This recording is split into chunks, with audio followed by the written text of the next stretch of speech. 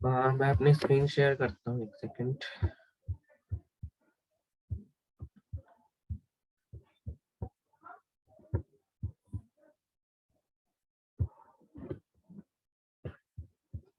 Screen show हो गई मेरी आपको?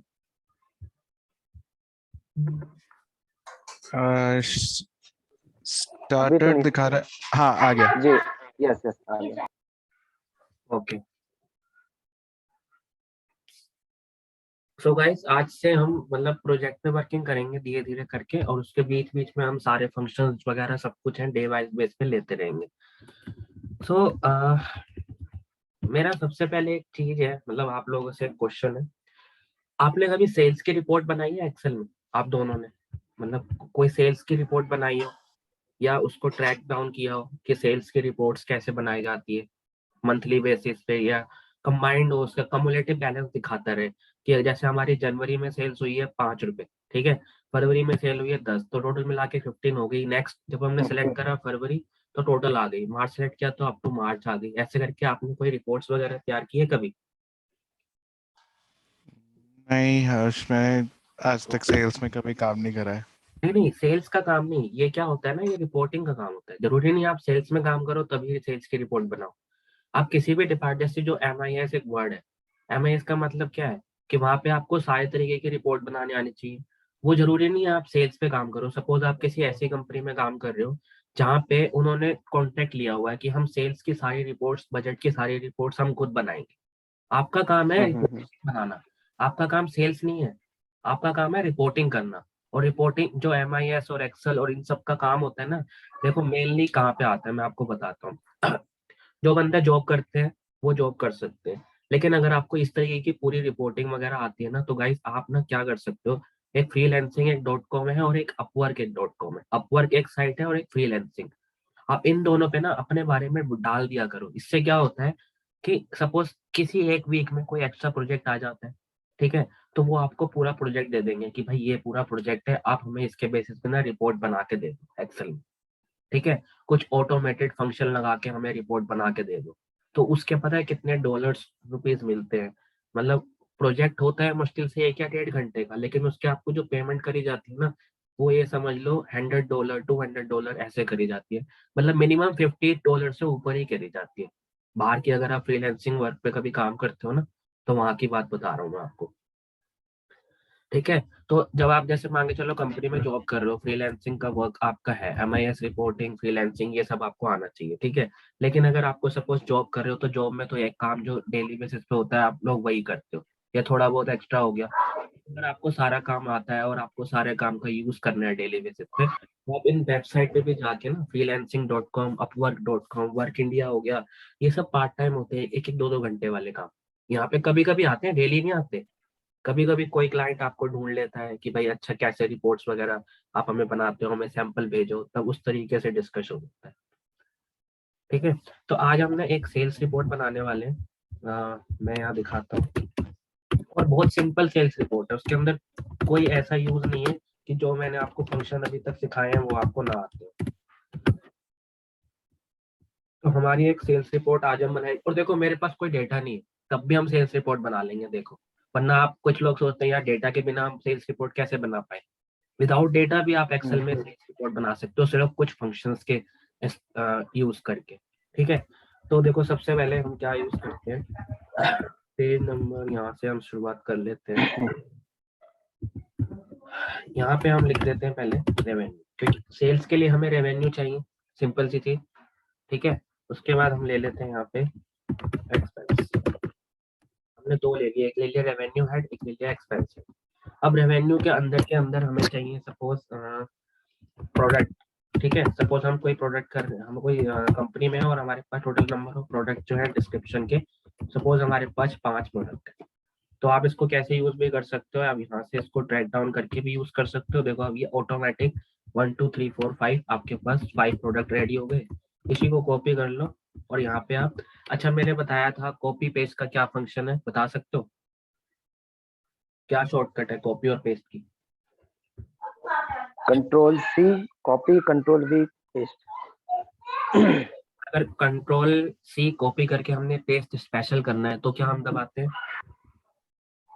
Control Control Alt and V. Alt V. Yes. Control alt V for vision. Control Alt V. Okay, so ठीक है। अब देखो किसी किसी को फंक्शन नहीं याद हो पाते, ठीक है, तो उसके लिए क्या करना है, देखो आपने ये पूरा रेंज सेलेक्ट करी, इसके बाद यहाँ पे भी ऑप्शन दिया हुआ है, तो आप इस यहाँ पे क्लिक करो, कॉपी हो गया। उसके बाद जहाँ आपको पेस्ट करना है यहाँ पे जाओ और यहाँ पे इस पे क्लिक करोगे ना, तो यहाँ आपके देखो मल्टीपल ऑप्शन आ गए। पहला ऑप्शन है आपका पेस्ट पी, पेस्ट मतलब जो सेम वैल्यू है वो सेम पेस्ट हो जाएगी।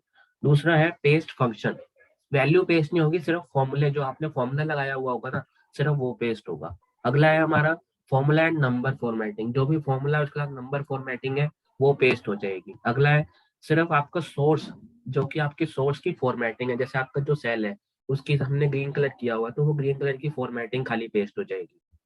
अगला है नो बॉर्डर, ये सब है। अगले ये वैल्यू होती है हमारी paste special value, paste special V, जहाँ पे ये 1 2 3 आता है इसे हम बोलते हैं पेस्ट स्पेशल। यहाँ से हमारा जो फॉर्मूला होता है वो हट जाता है, जो फॉर्मेटिंग होती है वो हट जाती है, सिर्फ डेटा पेस्ट हो जाता है। तो अभी हमने सपोज ये करा, तो अब देखो यहाँ से भी आप इसको पेस्ट स्पेशल करके कर सकते हो, ठीक है। अब हमें बनाना है एक रिपोर्ट जो कि है ईयरली वाइज, तो ईयरली वाइज के लिए हमने यहाँ जैन लिख दिया, ओके। एंड उसके बाद हम यहाँ से गए, अब देखो हमें ना पूरा ईयर लिखना है, तो हम लिखेंगे नहीं पूरा, हम क्या करेंगे डायरेक्टली ट्रैक डाउन कर करके आगे चले जाएंगे और जहाँ दिसंबर आएगा देखो हमने क्लोज करा। आप देखो ये ऑटोमेटिक इसने पिकअप कर लिया आपकी लाइन, जैन टू दिसंबर इसने ऑटोमेटिक पिकअप कर लिया, ठीक है। उसके बाद हमें यहाँ पे चाहिए टोटल, टोटल के बाद हमें चाहिए मंथली, कि भाई मंथली हमारी रेवेन्यू कितनी होगी, हम मंथ सेलेक्ट करेंगे और अपने आप वो हमें मंथली रेवेन्यू बताता रहेगा। उसके बाद हमें लास्ट चाहिए परसेंट, कि कितनी परसेंट भी है हमारी जो सेल अब तक हो गई, ठीक है। तो ये हमारा रेडी हो गया। अब इस बेसिस पे अब मुझे ये बताओ, हमने यहाँ नंबर फीड करने हैं कि अपने आप हमने यहाँ नंबर डालने जैन टू दिसंबर, तो मुझे बता सकते हो कौन सा फंक्शन यूज करेंगे यहाँ पे। हमने यहाँ पे Rand between. Rand between. हमें यहाँ पे का यूज करना है, तो मैं यहाँ लिख देता हूँ कि सेल्स के लिए, या यहाँ नहीं लिखता मैं, एक सेकंड शीट पे जाते हैं, यहाँ पे हम डेटा सेटिंग या डेटा रेंज लिख देते हैं कि हमें सेल्स के लिए तो हमें चाहिए 6000 से 10,000 तक की रेंज, 6000 से 10,000। ये न्यूमेरिकल हो रहा है, 1000 एंड 10,000, ये दो रेंज हो गई हमारी सेल्स के लिए, मतलब रेवेन्यू। और हमारे पास एक्सपेंस के लिए हमें चाहिए, तो हमें एक्सपेंस हमेशा कम होते हैं, तो हम 2 से 5,000 तक की रेंज लेते हैं, ठीक है। तो ये हमारी रेंज तैयार हो गई। अब हम इस बेसिस पे रेंज पे हम यहाँ जाते हैं और यहाँ फंक्शन लगाते हैं। अब देखो जहाँ भी आपको रैंड बिटवीन का यूज करना है तो वहां पे यूज करना है जहाँ आपको न्यूमेरिकल चाहिए, जहाँ नहीं चाहिए सपोज हमें यहाँ नहीं चाहिए, ये तो ब्लैंक लाइन रहेगी, ये तो हमारी हेडिंग है, हमें जहाँ चाहिए हम वहां पे क्लिक करेंगे, is equal to rand between. उसके बाद हमने यहाँ रेंज लिख दी कि 6000 से हमें चाहिए 10,000, क्लोज ब्रैकेट एंड एंटर। जैसे ही हमने यहाँ एंटर करा, इसको मैं ट्रैक डाउन कर लूँ अगर पूरे को, अभी ये यहाँ तक ट्रैक डाउन हो गया। अब इस पूरे को मैं यहाँ तक भी ट्रैक डाउन कर लूंगा, तो देखो टोटल हमारा वैल्यू अरेंज हो गई। अब देखो मैं जैसे यहाँ पे कुछ भी लिखता हूँ, सपोज मैंने जे लिखा, देखो ये अपने आप चेंज हो रहा है। तो अब मुझे बताओ अब हम यहाँ पे क्या करें कि ये वैल्यू ऑटोमेटिक चेंज ना हो। हर क्लिक पे देखो ये चेंज हो रही है, हर क्लिक पे जैसे मैं यहाँ कुछ भी लिखता हूँ ये वैल्यू देखो चेंज हो रही है। तो अब मुझे बताओ इसको फिक्स करने के लिए हम क्या कर सकते हैं, इस वैल्यू को फिक्स करने के लिए हम क्या कर सकते हैं। Control Alt V करके और स्पेशल Control वो करेंगे, कॉपी उसमें करेंगे, वैल्यू कर लेंगे। हाँ कॉपी कर लिया। कॉपी करने के बाद हम यहाँ से स्पेशल की वैल्यू चूज कर लिया। अब अगर मैं यहाँ पे कुछ वैल्यू भी चूज तो ये देखो चेंज नहीं नहीं होगा, चेंज होगा। ठीक है। तो ये आपको ध्यान रखना है, रैंड बिटवीन के फॉर्मूले में कई बार सपोज आप रैंड बिटवीन का फंक्शन यूज करो, बट वहां पे अगर आप कंट्रोल ऑल्ट स्पेशल करके भूल रहे हो तो वो आपका डेटा हर बार जो है हर क्लिक पे गलत रिपोर्ट दे देगा, हर क्लिक पे, ठीक है। तो अब हमने इसको पेस्ट स्पेशल कर दिया। सेम वे हम यहाँ भी अगर सेम यूज फंक्शन कर लें, अब की बार हमने रेंज है वो 2000 से 5000, जस्ट एंटर। इसके बाद आप कंट्रोल सी करके इसको भी पूरा ड्रैग डाउन करके और कंट्रोल लगा के देखो ये पूरा पेस्ट हो गया। अब कंट्रोल सी, देखो जब मैंने कंट्रोल ऑल्ट वी दबाया तो एक ये न्यू विंडो ओपन हो गई। या तो डायरेक्टली कर लो या फिर यहाँ से कर लो, यहाँ पे जाके वैल्यू पे क्लिक करो और ओके हो गया। ठीक है, अब ये डेटा चेंज नहीं, अभी हमारा डेटा रेडी हो गया कि हमारे पास जैन टू दिसंबर तक टोटल जो हमारी सेल्स है और रेवेन्यू ये हमारा एक्सपेंस है, ये हमारा रेडी हो गया। अब हम नेक्स्ट हेडिंग पे जाते हैं जो कि हमें चाहिए टोटल, कि हमें टोटल रेवेन्यू कितना हुआ है और टोटल एक्सपेंस कितना हुआ है। ठीक है, अब ये टोटल रेवेन्यू टोटल एक्सपेंस के लिए देखो सिंगल क्लिक में मैं आपको बताऊंगा। लोग क्या होते हैं वो फंक्शन लगा सकते हैं, कुछ चीजें लगा सकते हैं, बट मैं आपको डायरेक्टली यहाँ से यहाँ तक आप डायरेक्टली इसको ट्रैक करो ब्लैंक वैल्यू, उसके बाद यहाँ ऑटोमेशन सम पे जाओ एंड सम पे क्लिक कर दो। अब देखो ये ऑटोमेटिक आपका सम आ गया जस्ट 1 क्लिक में। ठीक है, वरना कुछ लोग क्या करते हैं जिनको नहीं आता है, सम फंक्शन लगाएंगे, एक एक करके इन वैल्यू को ऐड करेंगे, यहाँ तक गए। ठीक है, और उसके बाद यहाँ पे ट्रैक करेंगे 1 बाय 1। देखो आंसर सेम आया, आंसर में कोई डिफरेंस ही नहीं है, देख रहे हो। बट यही है आपकी थोड़ी सी स्पीड बढ़ाने का काम है कि एक्सेल में कितने तरीकों से कर सकते हो। अगला तरीका मैं आपको और बताता हूँ।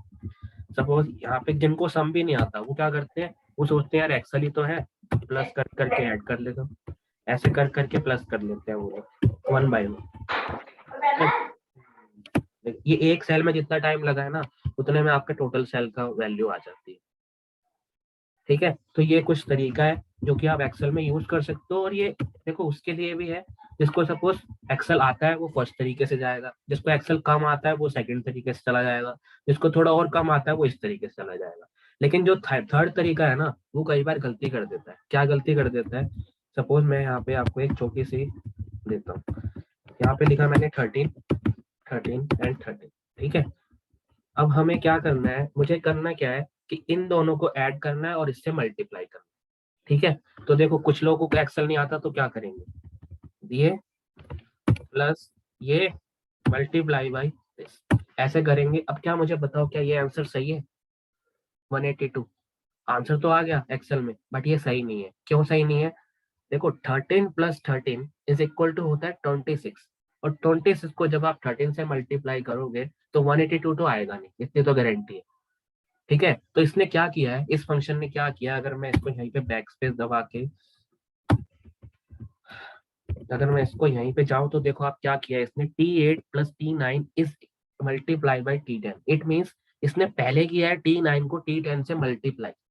अगर आप 13 इंटू 13 करो तो ये आपका हो जाएगा, कितना हो जाएगा, 13 3 जा 169 और प्लस 13 जब आप ऐड करोगे तो 182। इसने पहले ये, लेकिन हमें एग्जैक्ट में क्या चाहिए था, 13 प्लस 13 इज मल्टीप्लाई बाय 13, हमें ये चाहिए था। तो इसके लिए क्या करते हैं, is equal to bracket 13 plus 13, अब ये 26 कर लेगा।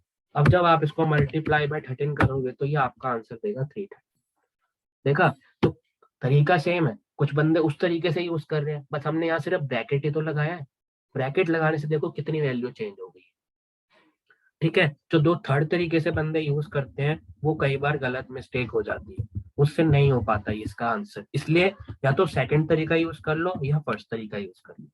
फर्स्ट वाला तो बिल्कुल ही बेटर है, सबसे ज्यादा एक्सीलेंट है। सेकंड वाले में क्या है, आप फंक्शन लगा के कर रहे हो, और थर्ड वाले में डायरेक्टली आप सेल वाइज कर रहे हो, तो ये कई बार आपकी गलती बता देता है। क्लियर है ये वाला? हर्ष एक बार फर्स्ट वाला बता देना तरीका। फर्स्ट वाला देखो, आपने यहाँ से सारे ब्लैंक सेल सेलेक्ट करे। ठीक है, क्यों सेलेक्ट करे, क्योंकि आपको इन सबका सम चाहिए। सारे ब्लैंक सेल सेलेक्ट करें, उसके बाद यहाँ ऑटो सम में गए। अब आपको सम चाहिए तो सम पे क्लिक कर दो, एवरेज चाहिए तो एवरेज पे क्लिक कर दो, काउंट चाहिए तो काउंट पे क्लिक कर दो, मैक्सिमम नंबर चाहिए आपको इस पर्टिकुलर 5 सेल के अंदर, आपको कोई एक मैक्सिमम नंबर चाहिए तो आप मैक्सिमम पे क्लिक कर दो, मिनिमम चाहिए तो मिनिमम। उसके बाद मोर फंक्शन भी है, बट हमें सिर्फ अभी सम चाहिए तो हम सम पे क्लिक करते हैं। अब देखो ये सम की वैल्यू ऑटोमेटिक आ गई। ठीक है, अब आप देख रहे हो नीचे की वैल्यू चेंज हो गई, नीचे की वैल्यू चेंज हो गई, क्यों? क्योंकि उसने इसको भी इंक्लूड कर दिया। ठीक है, तो ये चेंज होता है। अब हमने इसको डिलीट करा तो ये फर्स्ट वाली हमारी वैल्यू जो है हम उसी से चलते हैं, हमने इसको कर दिया डिलीट। ठीक है, अब ये हमारी ग्रैंड टोटल वाली वैल्यू रेडी हो गई। देखो ये एक्सेल का बहुत बड़ा चीज नहीं है, ये बहुत छोटी चीज है, लेकिन ये कई बार कहाँ पे काम आती है, जब हम लार्ज फाइल पे काम कर रहे हो ना, वहां हमें यार अटक जाए, यार नहीं भाई ऐसे कैसे होगा, तो वहां हम इस तरीके को यूज कर सकते हैं। अब ऐसे ही हमने इस पे आए तो सेम वे हमने यहाँ पे पूरे को क्लिक करा, या तो आप अपने सिस्टम से भी दबा सकते हो alt plus alt equal to, या फिर आप डायरेक्टली यहाँ से जाके हम दबाओ तो ये ऑटोमेटिक आ गया। ठीक है, अब ये वैल्यू हमारे पास हो गई ग्रैंड टोटल। अब हम इस पूरे को कर देते हैं बोल्ड। बोल्ड के लिए क्या ऑप्शन बताया था मैंने, अगर किसी वैल्यू को बोल्ड करना है तो क्या शॉर्टकट है? Control B. Control B. Control B से आप इसको बोल्ड कर सकते हो, और अंडरलाइन करना है तो कंट्रोल यू। देखो कंट्रोल यू से अंडरलाइन हो गया। और कंट्रोल इटैलिक करना है, इटैलिक, इटैलिक मतलब थोड़ी सी वैल्यू को थोड़ा सा चेंजेस करना है, लाइक थोड़ा फॉर्मेट में लाना है, तो कंट्रोल आई दबाओ, देखो थोड़ा सा चेंज हो गया इसकी वैल्यू। अगर मैं कंट्रोल आई दोबारा दबाऊं ये सीधा हो गया, कंट्रोल आई में थोड़ा सा इटैलिक मोड हो जाता है। ठीक है, थोड़ा डिफरेंट लगता है, इसलिए हम इसको कंट्रोल आई कर देते हैं। अब आपको कंट्रोल जो बॉर्डर है वो हटाना है, जो आपके नीचे अंडरलाइन लगी है वो हटाना है, तो कंट्रोल यू दोबारा दबा दो, हट गया। यू। ठीक है, कंट्रोल यू, तो मैं यहाँ लिख भी देता हूँ शॉर्टकट कुछ, कंट्रोल बी, कंट्रोल यू और कंट्रोल आई। ठीक है, बी फॉर बॉर्डर, हमें अगर बॉर्डर लगाना है तो, यू फॉर हमारी अंडरलाइन करनी है तो, और उसके बाद इटैलिक। ठीक है, तो ये 3 तरीके हैं, आप इन 3 तरीकों का भी कई बार यूज कर सकते हैं। नेक्स्ट, अब देखो डेटा हमारा रेवेन्यू और एक्सपेंस रेडी हो गया, अब हमें फाइनल डेटा जो है वो चाहिए प्रॉफिट। तो मैं यहाँ लिख देता हूँ कि मुझे चाहिए प्रॉफिट। प्रॉफिट देखो कैसे आएगा, आप इस वैल्यू को सिलेक्ट करो, माइनस में ये करो, ओके, इसको आप देखो, अब ये आपका एक्चुअल का प्रॉफिट आ गया, control B and control I, तो ये आपका टोटल एक्चुअल प्रॉफिट आ गया, जो कि हमारा रेवेन्यू माइनस एक्सपेंस करके हमने इसको निकाला। ठीक है, अब मैं मानता हूँ सपोज किसी दिन हमारी रेवेन्यू माइनस में है, ठीक है, और किसी दिन हमारा जो एक्सपेंस है वो पॉजिटिव, एक्सपेंस जो है ग्रेटर देन है, और रेवेन्यू जो है वो माइनस में है। ठीक है, तो उसके बाद हम क्या कर सकते हैं, हम इज इक्वल टू, जैसे हमारा रेवेन्यू माइनस में है, तो सपोज जैसे 12 एंड 15 इस तरीके से कोई वैल्यू है, तो 12 माइनस 15 जब आप करोगे तो ये -3 आ रहा है। माइनस वैल्यू दिखाना सही नहीं होता है, तो उसको हम क्या करते हैं, इसको हम कॉमा डेलिमिनेटर में दिखा देते हैं, जो कि ये कंप्लीट अकाउंटिंग में आ जाता है। चेंज क्यों नहीं हो रहा, मे बी ये उसमें चेंज होगा, एक सेकंड, चेंज तो हो जाना चाहिए।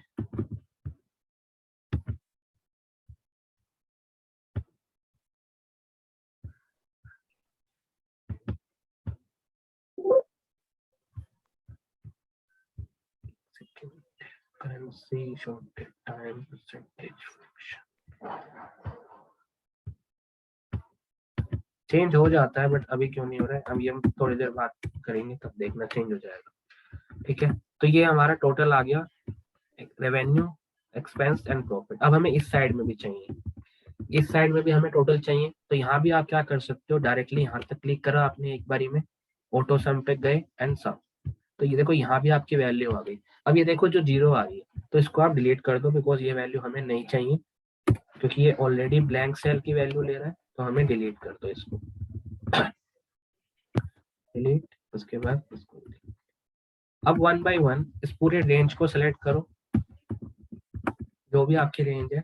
अब यहाँ पे अगर हम इस पे क्लिक करते हैं तो देखो ये आपका कॉमा डेलिमिनेटर में आ गया, और यहाँ से आप इसकी करेंसी भी चेंज कर सकते। सपोज हम इंग्लिश इंडिया रुपीज में है, तो हम इसको रुपीज इंडिया में दिखा सकते हो, आपका डॉलर में है आप डॉलर में दिखा सकते हो, आपका यूरो में है आप यूरो में दिखा सकते हो। ठीक है, तो इस तरीके से आपकी रिपोर्ट्स, ये अमाउंट्स पूरा हमें दिख रहा है कि यार ये प्रोडक्ट का अमाउंट है। अगर हम नंबर दिखाते हैं ना, तो नंबर कई बार अमाउंट नहीं लगता। ठीक है, तो ये चीज हो जाती है। अब हम आएंगे मंथली रेवेन्यू पे। अब देखो हमें सबसे मेन चीज करनी है कि यार अगर हम जनवरी क्लिक करें तो सिर्फ जनवरी का डेटा दिखा दे, ठीक है, और अगर हम फरवरी क्लिक करें तो अप टू फरवरी का दिखा दे, मार्च क्लिक करें तो अप टू मार्च का दिखा दे। तो उस बेसिस पे हम क्या करेंगे, किसी को डेटा वैलिडेशन आता है गाइस? किसी ने पहले डेटा वैलिडेशन कुछ सीखा था? कहीं पे वर्किंग करते हुए कोई डेटा वैलिडेशन क्या होता है। तो देखो हमने जहाँ डेटा वैलिडेशन करना है ना, इस ब्लैंक सेल पे हम क्लिक करेंगे, उसके बाद हम डेटा पे जाएंगे, डेटा पे जाके हमारे पास यहाँ डेटा वैलिडेशन का ऑप्शन है, हम इस पे क्लिक करेंगे और यहाँ पे डेटा वैलिडेशन को हम ओपन करेंगे। अब देखो इसके अंदर ना मल्टीपल वैल्यू है, मैं आपको दिखा सकता हूँ, any value, whole number, decimal, list, date, time, text length and custom, ये आपके पास कुछ वैल्यू है। अभी हम जो है वो लिस्ट का यूज कर रहे हैं। अब लिस्ट का यूज करना है, हमने ना यहाँ पे एक लिस्ट लगानी है कि यार ऑटोमेटिक हम बार बार जैन फरवरी सेलेक्ट ना करें, हम यहाँ टाइप करें ऑटोमेटिक हो जाए। तो हमने लिस्ट सेलेक्ट करके अब ये मांग रहा है आपसे सोर्स। सोर्स क्या है? तो सोर्स के लिए आप क्या करो, जो आपकी रेंज है जैन टू दिसंबर तक की जो रेंज है उसे आप सेलेक्ट कर लो। देखो जैन टू दिसंबर की रेंज को मैंने सेलेक्ट करा, तो ये इसने सोर्स ले लिया। अब देखो इसने ये ना डॉलर साइन ऑटोमेटिक लगा दिया, बिकॉज ये डॉलर साइन ऑटोमेटिक लगा देता है। अब मैं इसको ओके करता हूँ, तो देखो यहाँ पे ना एक ड्रॉप डाउन बन के आ गया। ये देखो जब मैं ड्रॉप डाउन पे क्लिक करूंगा तो देखो ऑटोमेटिक सारे मंथ मेरे आ गए, जैन टू पूरे दिसंबर तक। अब मैं सपोज फरवरी पे क्लिक करता हूँ तो यहाँ मुझे सिर्फ फरवरी का डेटा ही दिखाएगा।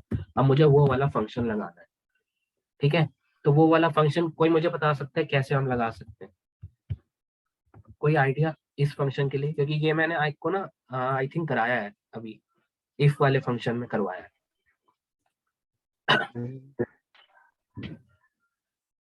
देखो मैं बताता हूँ हमें क्या चाहिए। सबसे पहली बात तो हमें चाहिए सम, हर मंथ का हमें सम चाहिए, और हमें हर मंथ का सम चाहिए जो कि वैल्यू करे ऑफसेट, ऑफसेट करता जाए। तो यहाँ हम सम के साथ ऑफसेट का यूज करेंगे। तो हम इज इक्वल टू सम, सम के बाद हम यहाँ लगाएंगे ऑफसेट। अब गाइस ऑफसेट का यूज क्या होता है? ऑफसेट के अंदर दो चीज होती है, देखो आप चेक कर रहे हो। पहला है हमें रेफरेंस सेलेक्ट करना है। तो मैं अगर यहाँ जाऊँ लेफ्ट में और मैं रेफरेंस सेलेक्ट करूँ, सपोज मैंने प्रोडक्ट 1 का रेफरेंस सेलेक्ट कर लिया, ठीक है। प्रोडक्ट 1 के रेफरेंस के बाद अगर मैं यहाँ कॉमा लगा दूँ, अब ये मुझसे मांग रहा है रो और कॉलम। रो और कॉलम मीन्स अपने मेरे को इसी रो से स्टार्ट करना है और इसी कॉलम से स्टार्ट करना है। इट मीन्स रो भी सेम होनी चाहिए और कॉलम भी सेम होना चाहिए। कॉलम 1 होना चाहिए। देखो मैंने जो वैल्यू सिलेक्ट करी B7, ये वैल्यू लेगा, स्टार्टिंग करेगा यहाँ से। ऑफसेट का मतलब होता है आपको जहां से स्टार्ट करना है ना, आप वो वैल्यू सिलेक्ट करोगे। तो मुझे यहाँ से स्टार्ट करना है और मुझे यहाँ से स्टार्ट करने के लिए रो 0 है और कॉलम 1 है। मुझे इस कॉलम की वैल्यू चाहिए और रो 0 है, तो मुझे यहाँ पे वैल्यू देनी है रो 0, करंट रो। अगर वो फर्स्ट रो पे ट्रांसफर हो जाएगा तो आपको फर्स्ट रो देनी पड़ेगी। तो मैंने 0 रो 1, और उसके बाद मुझे चाहिए हाइट। अब हाइट क्या है, मतलब आपके डेटा की हाइट क्या है? 1 बाई 1 हमें चाहिए, 1 2 3 4, तो हमें यहाँ 1 देना है। सपोज कई बार क्या होगा, आपके कॉलम में आपके वैल्यू में गैप होगा, 1 की जगह यहाँ 2 होगा, यहाँ 4 होगा, यहाँ 7 होगा, तो आप गैप जो है वो उस हिसाब से दोगे हाइट। अब बात करते हैं, हाइट हो गया। विथ बोल रहा है, अब बोल रहा है विथ। विथ के लिए बोल रहा है, विथ के लिए ना हम यहाँ पे क्या बोलेंगे कि हमें इस मंथ के हिसाब से चाहिए। इस मंथ के हिसाब से, याद है हमने मैच फंक्शन किया था लास्ट टाइम? मैच फंक्शन याद है आपको? मैच फंक्शन हमने किया था, तो हम यहाँ मैच फंक्शन का यूज करेंगे। और उसमें बोल रहा है लुकअप वैल्यू। अब लुकअप वैल्यू क्या है हमारी? ये वाली, क्योंकि हमने ये वैल्यू सेलेक्ट करी तो हमें ये वैल्यू हो गई लुकअप वैल्यू। उसके बाद कह रहा है लुकअप एरे। लुकअप एरे हो गया हमारा ये वाला, ये पूरा एरे यहाँ से लेके यहाँ तक, ठीक है। उसके बाद कह रहा है बताओ हमें एग्जैक्ट मैच, तो हम हमेशा 0 ही चूज करते हैं। ये वैल्यू हो गई first time close bracket, second time और थर्ड टाइम। अब देखो फर्स्ट टाइम जो क्लोज किया वो मैच के लिए किया, सेकंड टाइम जो क्लोज किया वो ऑफसेट के लिए किया, और थर्ड टाइम जो क्लोज किया वो सम के लिए किया, ठीक है। एंड मैं जैसे ही एंटर करूंगा, अब देखो ये वैल्यू तो दे दी, बट अगर मैं इसको ड्रैग डाउन करूं नीचे तक तो ये मुझे देखना गलत वैल्यू देगा। देखो एनए दे रहा है, क्यों? क्यों एनए दे रहा है? कोई आंसर बता सकता है क्यों ये एनए दे रहा है? हमें इस फंक्शन में क्या फर्स्ट वैल्यू, क्यों फर्स्ट वैल्यू आ गई बट बाकी सब एनए दे रहा है, क्यों? कोई आइडिया?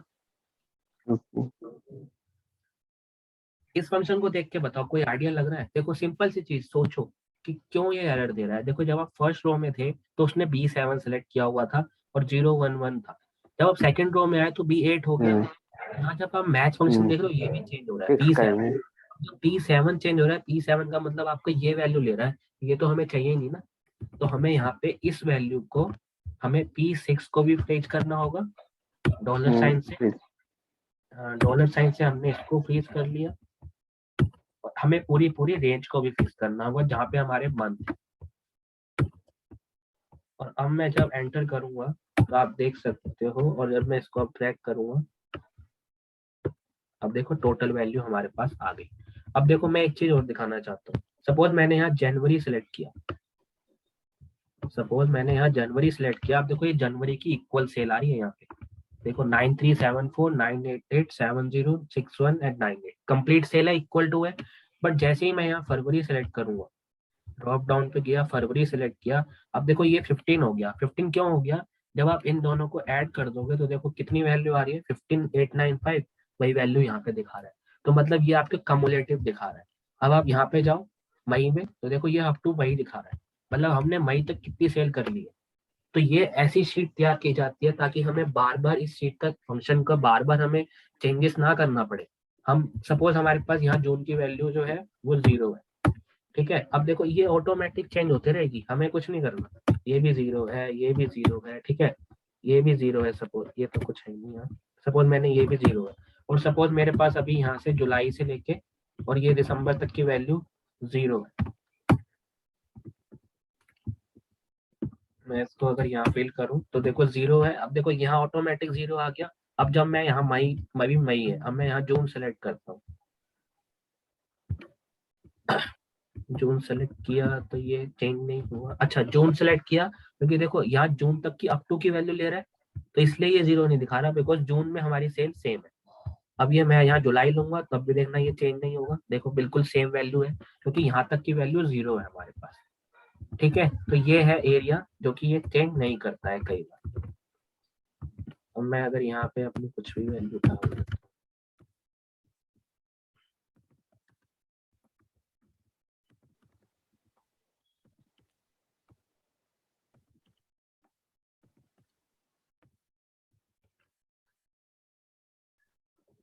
अब देखो अब मैं अगर यहाँ से कुछ और मंथ सेलेक्ट करता हूँ तो ये वैल्यू ऑटोमेटिक, अब दिसंबर सेलेक्ट करूंगा तो ये अप टू दिसंबर जो हमारी टोटल वैल्यू है, देखो ये वैल्यू सेम आ गई है हमारे पास, ठीक है। अब देखो एक चीज और, ये फॉर्मेटिंग सेम नहीं हो रही, तो फॉर्मेटिंग सेम करने के लिए आपको बार बार वो फॉर्मेटिंग नहीं जाके चेंज करनी। आपको क्या करना है, इस पूरी वैल्यू को सिलेक्ट करो, होम टैब पे जाओ, ये फॉर्मेटिंग का एक ऑप्शन है, इसको सेलेक्ट करो, उसके बाद इस पूरे को ड्रैग कर दो। अब देखो ये फॉर्मेटिंग आपकी जस्ट 1 सेकंड के अंदर चेंज हो गई। तो ये कोई शॉर्टकट है आपकी फॉर्मेटिंग चेंज करने की, कि कहाँ से आप फॉर्मेटिंग चेंज कर सकते हो, बॉर्डर चेंज कर सकते हो, कोई भी वैल्यू को आप चेंज कर सकते हो। अब इसमें बताओ मुझे कोई डाउट है किसी को यहाँ पे? अब देखो मैं एक ही चीज कर रहा हूँ, इस पूरी वैल्यू को नीचे तक ड्रैग डाउन कर रहा हूँ यहाँ तक, तो ये एक साथ डेटा आ गया। अब हमें बार बार उसका फंक्शन लगाने की जरूरत नहीं है। इसको हम डिलीट कर देंगे बिकॉज ये हमें ब्लैंक वैल्यू नहीं चाहिए। उसके बाद यहाँ भी आ गए डिलीट एंड ये फाइनल डिलीट।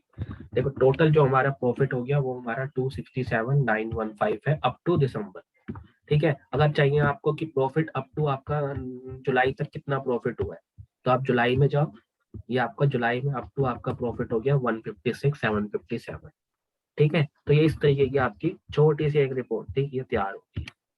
अब मुझे बताओ इसमें कोई डाउट है? अब देखो कई बार ना ये हैश हैश ऑप्शन आ जाता है, ये क्यों आता है बता सकते हो? बिकॉज इस सेल के अंदर इस वैल्यू के लिए डेटा कम आ गया। अब थोड़ा सा हम इसको इंक्रीज कर देंगे, तो यहाँ से देखो ये पूरी वैल्यू सेलेक्ट कर लो, एक बारी डबल क्लिक करो, अब देखो ये इक्वल टू सेलेक्ट वैल्यू हो गई क्लियर।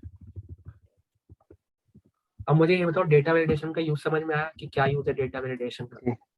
अब मैं एक चीज और आपसे पूछता हूँ, हाँ सपोज मैं यहाँ फोन जी आ नंबर गया। डाल रहा हूँ, सपोज मैं यहाँ फोन नंबर डाल रहा हूँ और मुझे मेरे पास जो नंबर है वो ये 22426 3 और 10, ये 10 डिजिट हो गई, ठीक है। अब सपोज जब आप लाखों नंबर खुद मैनुअली, जो लोग डेटा एंट्री में वर्क करते हैं उनको डेली बेसिस पे 200-300 फील्ड जो है वो खुद फिल करने होते हैं। डेटा एंट्री का वर्क इस तरीके का होता है, ठीक है। तो जो लोग डेटा एंट्री वर्क करते हैं वो कई बार क्या कर देते हैं, 10 की जगह 9 डिजिट ले लेते हैं। तो देखो आप सपोज मैं यहाँ पे इतनी डिजिट ले ली तब भी इसने नंबर ले लिया, बट आपको पता है मोबाइल नंबर हमारे इंडिया में 10 डिजिट का ही होता है सबका, किसी का मोबाइल नंबर 9 का नहीं होगा और 11 का भी नहीं होगा, तो 10 का ही होगा। तो अब हमने यहाँ पे ना फिक्स करनी है कि यार इस सेल में अगर हम कोई वैल्यू लिखे ना, 10 से कम आए तो वो हमें बता दे कि भाई हम कम ले रहे हैं, जिससे हमारा डेटा ना एरर ना हो। तो उसके लिए हम क्या करेंगे, इस पे क्लिक करेंगे, डेटा पे जाएंगे, डेटा वैलिडेशन पे क्लिक करेंगे, यहाँ पे अब की बार हम क्या सेलेक्ट करेंगे, होल नंबर टेक्स्ट की लेंथ सेलेक्ट करेंगे, और उसके बाद हमारे पास यहाँ ऑप्शन है कि हमें टेक्स्ट की लेंथ क्या चाहिए, ठीक है, तो आपके पास बिटवीन भी है, नोट बिटवीन है, इक्वल टू है, हम इक्वल टू वाला सेलेक्ट करेंगे और यहाँ लिख देंगे कि हमें 10 की लेंथ चाहिए। अब मैं इसको ओके करता हूँ, अब देखना, इसको मैं डिलीट करके अब मैं यहाँ पे अगर कोई नंबर भी लिखता हूँ, अब देखो ये 10 से कम है, इसने मुझे बता दिया the value does not match with the data validation. ठीक है, तो इस तरीके से आप कोई भी जब डेटा एंट्री वर्क करते हो, अब देखो डायरेक्टली आपको वहीं ले आएगा, जब तक आप 10 डिजिट नहीं लिख दोगे ये आपको नेक्स्ट रो में नहीं लेके जाने देगा। ठीक है, अब कई बार कुछ बंदे एरर कर देते हैं, अब देखो मैंने यहाँ 11 लिख दी, शायद एंटर करूंगा, देखो फिर वही आंसर। ठीक है, तो ये इस तरीके से आपकी वैल्यू को ठीक कर सकता है, मतलब आपकी गलती नहीं होगी डेटा एंट्री पे करते हुए, इसलिए हम डेटा वैलिडेशन का यूज करते हैं। क्लियर? तो ये इस तरीके से भी आप डेटा वैलिडेशन का यूज कर सकते हो। अभी मैं इसको हटा रहा हूँ। अब हमें चाहिए गाइस परसेंटेज में से कि हमारी जुलाई तक कितनी परसेंट सेल हो गई है। ठीक है, तो उसके लिए सबसे सिंपल है, मुझे आप लोग बताओ हम क्या फंक्शन यूज करें। सपोज मैंने यहाँ जैन सेलेक्ट किया, मेरे पास जैन की सेल आ गई यहाँ पे। अब मुझे बताओ कितनी परसेंट हमने जैन में सेल्स करी है, तो हम कैसे निकाल सकते हैं? Jain divide by total. Hello hello बताओ बताओ प्रमोद, हेलो आवाज नहीं आ रही क्या मेरी? जी, आवाज आ रही है, जब आ रही है सर। मेरे को हाँ, वो वाली वैल्यू, वो वाले फंक्शन सीखना था जो अभी आपने बताया था, वन वन वन करके जो भी इसमें जैन फैब अच्छा वाले में बताया ऑफसेट, था। Okay okay okay. Of side वाला देखो मैं वो समझ दोबारा में से, नहीं आया अभी थोड़ा। ठीक है मैं दोबारा से बताता हूँ।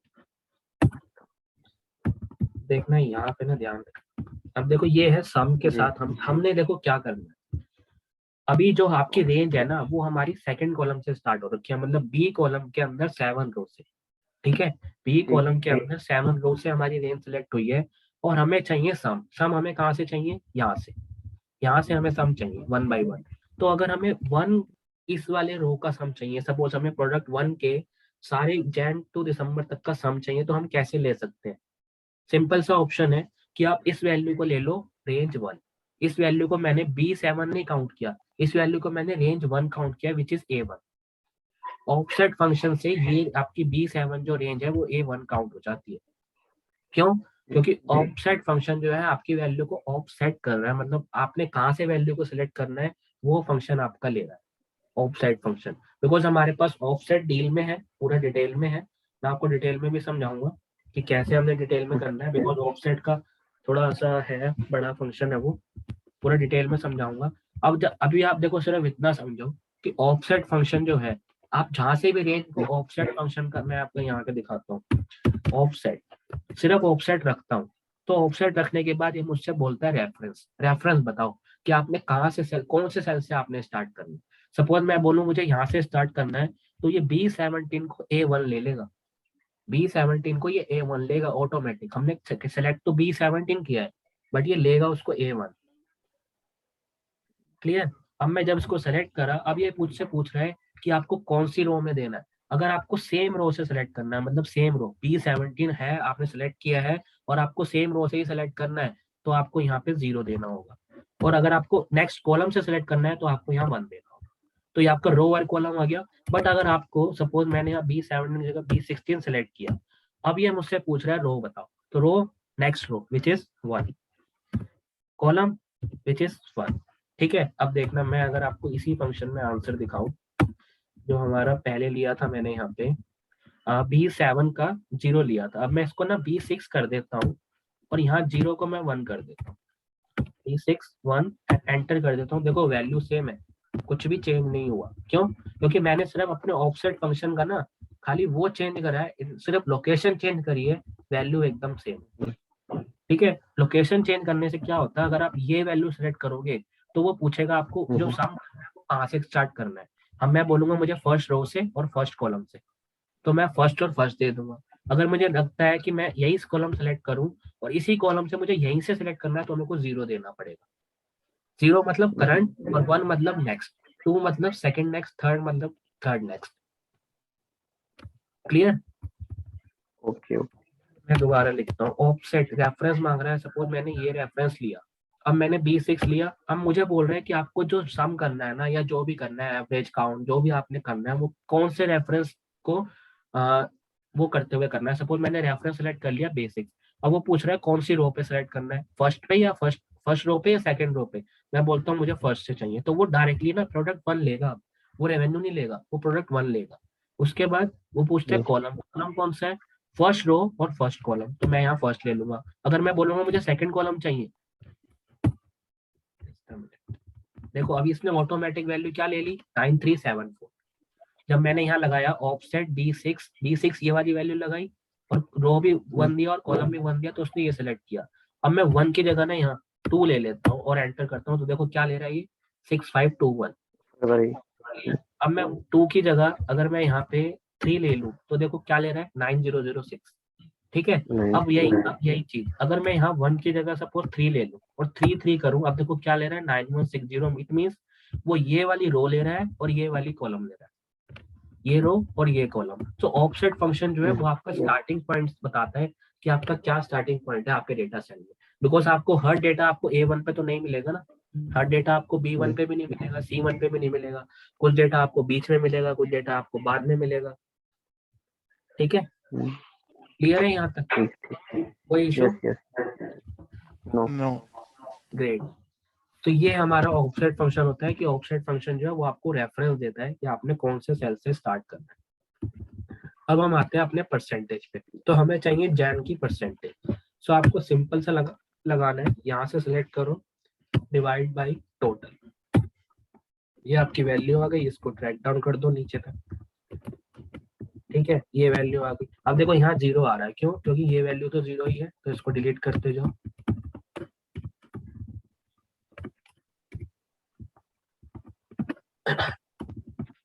इस पूरे को डिलीट कर दिया। अब ये वैल्यू जो है डॉटेड में ले रहा है, आप उस पूरे को सिलेक्ट करो और यहाँ पे होम टैब पे जाओ, परसेंटेज का ऑप्शन है, इसे आप परसेंटेज ले लो। अब देखो up to the month of Jan ये आपके 10% सेल है भाई, up to the month of Jan ये 10, ये 8, ये 7, तो आपका प्रॉफिट कितना हुआ, 8% का प्रॉफिट आ रहा है। ठीक है, जैसे ही अगर आप इसको अगस्त कर दोगे या जून कर देता हूँ, तो देखो ये आपकी सेल्स वैल्यू भी चेंज होती गई, 48% आपकी सेल्स हो चुकी है प्रोडक्ट 1 की, 59, 30, ये आपकी on the basis of total है, ऑन द बेसिस ऑफ इस वाली वैल्यू के है टोटल के। ठीक है, ये आपकी इस टोटल वैल्यू के बेसिस पे बता रहा है कि आपकी कितनी परसेंट सेल हो चुकी है। अब जैसे ही अगर आप दिसंबर सेलेक्ट करोगे लास्ट मंथ, अब देखो ये आपका टोटल 100% बता देगा, अप टू दिसंबर आपकी 100% सेल हो चुकी है। जो आप इससे और इसको मैच करोगे तो आपका आंसर सेम आएगा। ठीक है, तो इस बेसिस पे अब आपका ये जो सेल्स का डेटा है ये आपका तैयार हो चुका है। ठीक है, अब आप सिर्फ इसको थोड़ी सी फॉर्मेटिंग करेंगे, जैसे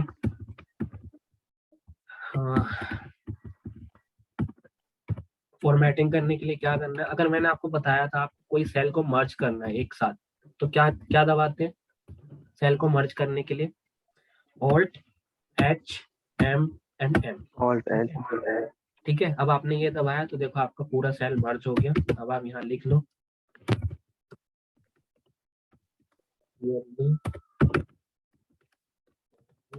सेल्स। गाइस पहले आप ना मीटिंग को दोबारा से ज्वाइन करो, ये खत्म होने वाली है। ठीक है।